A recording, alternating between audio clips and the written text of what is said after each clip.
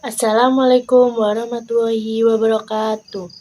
Perkenalkan, nama saya Jihan Anindya Sisvia dari Prodi Pendidikan Bahasa dan Sastra Indonesia, Universitas Islam Sultan Agung, tahun 2022 dengan NIM 34102200028. Saya di sini ingin melengkapi tugas ulangan tengah semester saya di mata kuliah berbicara.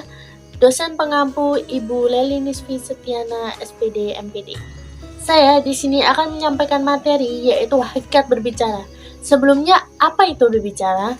Menurut Henry Tarigan, berbicara ialah kemampuan mengucapkan bunyi-bunyi artikulasi atau kata-kata untuk mengekspresikan, mengucapkan, dan menyampaikan suatu pikiran, gagasan, dan perasaan. Maka berbicara ialah kita melontarkan kata-kata dengan bunyi dari alat ucap kita dengan suatu tujuan tertentu pasti. Nah, ada beberapa tujuan daripada berbicara. Yang pertama yaitu sebagai hiburan. Hiburan itu seperti halnya ya lelucon yang mengundang gelak tawa oleh pendengar. Yang kedua itu menginformasikan. Menginformasikan itu layaknya reporter berita ataupun seperti kita menyampaikan sesuatu hal kepada lawan bicara kita. Yang ketiga adalah menstimulasi ataupun membujuk, dan yang keempat adalah menggerakkan. Pembicara yang memiliki wibawa sebagai panutan atau tokoh masyarakat itu mampu menggerakkan pendengarnya untuk mengikuti apa yang pembicara bicarakan, seperti itu. Selanjutnya ada jenis-jenis berbicara. Yang pertama ada berbicara di depan umum. Berbicara di depan umum sama halnya seperti kita berpidato, dan ya sifatnya itu membujuk, menginformasikan, dan pembicara lebih berhati-hati dalam pemilihan katanya, karena kalau mungkin pemilihan kata yang salah akan berpengaruh kepada halayak ramai yang menjadi pendengar tersebut. Dan yang kedua itu ada diskusi kelompok. Diskusi kelompok pun ada dua jenis juga. Yang pertama ada diskusi kelompok formal dan diskusi kelompok informal. Diskusi kelompok formal itu ialah kelompok yang memang sengaja untuk diciptakan untuk berdiskusi. Nah, yang kedua itu informal. Informal itu secara spontan dan tidak direncanakan. Yang terakhir itu ada debat. Debat pun ada 3 jenis juga. Yang pertama ada debat parlementer. Itu biasanya terjadi di pemerintahan seperti halnya eksekutif, legislatif, dan yudikatif. Dan yang kedua ada debat pemeriksaan ulang. Itu biasanya terjadi antara jaksa dan pengacara, karena jaksa dan pengacara itu pasti menilik balik satu kasus yang diperiksa ulang apakah itu benar ataupun salah. Dan yang ketiga adalah debat formal, konvensional, atau debat pendidikan. Itu biasanya membuat di sini sebagai siswa ataupun guru ya, elemen-elemen itu diuji kemampuannya untuk menyampaikan gagasan untuk memperkuat satu topik.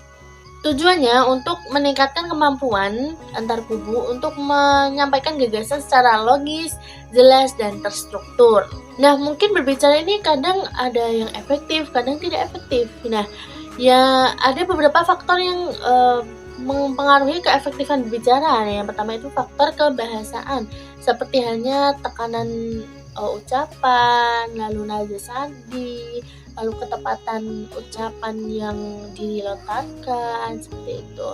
Dan ada beberapa lagi. Nah, yang kedua ada non-kebahasaan. Non-kebahasaan ini sikap tenang, tidak panik, tidak demam panggung, dan tetap fokus, respect kepada pendapat audiens yang memberikan sebuah pendapat, mungkin seperti itu. Nah, pasti dalam efektif berbicara itu ada suatu hambatan-hambatan yang ada. Nah, beberapa hambatan ini yang pertama ada dari internal dulu. Internal yang pertama itu ada ketidaksempurnaan alat ucap. Ketidaksempurnaan alat ucap itu seperti halnya cadel.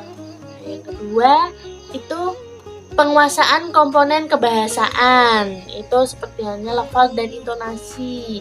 Dan yang ketiga, penggunaan komponen isi, yaitu hubungan antara topik dan isinya itu apakah berhubungan atau malah menyimpang, seperti itu.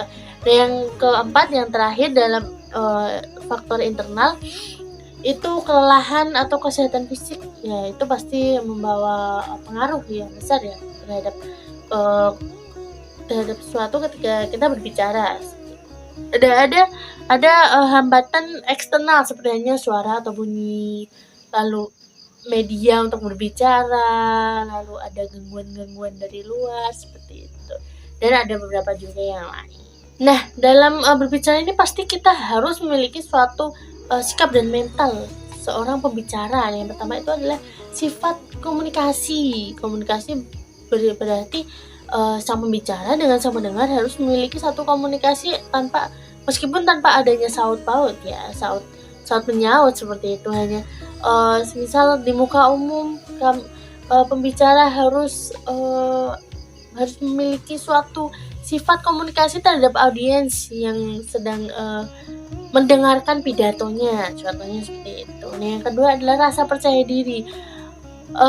Untuk berbicara kita harus memiliki rasa percaya diri, karena jika selalu tremor atau tidak percaya diri, tidak percaya dengan dirinya sendiri, itu sangat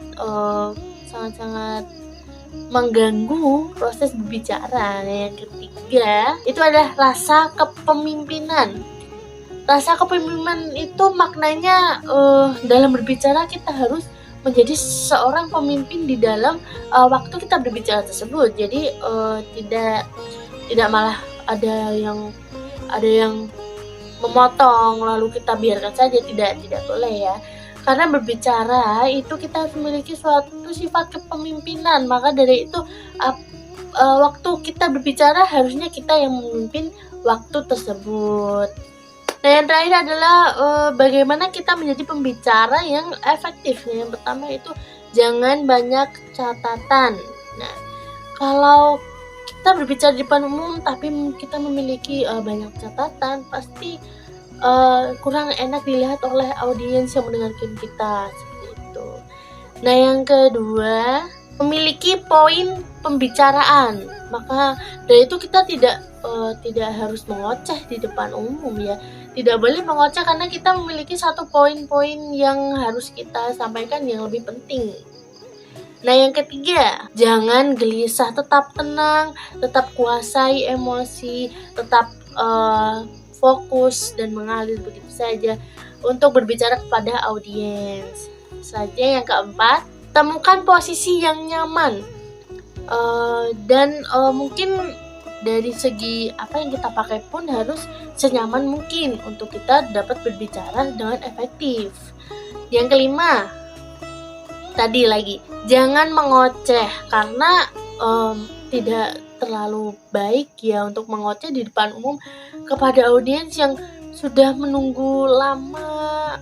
Ternyata mengoceh yang tidak jelas seperti itu. Maka dari itu harusnya kita menghindari ocehan-ocehan dan membahas sesuatu poin yang penting seperti itu. Yang keenam, merencanakan. Kita harus merencanakan semua itu secara matang-matang ya, agar mungkin nantinya kita di panggung nanti tidak sesuai dengan ekspektasi kita. Maka dari itu merencanakan adalah sesuatu yang harus dilakukan sebelum berbicara di depan umum. Dan yang terakhir adalah jangan melihat ke bawah. Kalau pembicara di depan umum melihat ke bawah, ke lantai misalnya, ke lantai, lalu audiens bagaimana? Maka dari itu kita harus sebagai pembicara di depan umum, kita harus melihat kepada audiens yang ada di depan sana. Kita harus melihat audiens yang ada di depan sana, karena audiens lah yang kita ajak komunikasi di depan umum tersebut. Seperti itu. Terima kasih, itu saja dari saya. Mohon maaf apabila ada salah kata. Wassalamualaikum warahmatullahi wabarakatuh.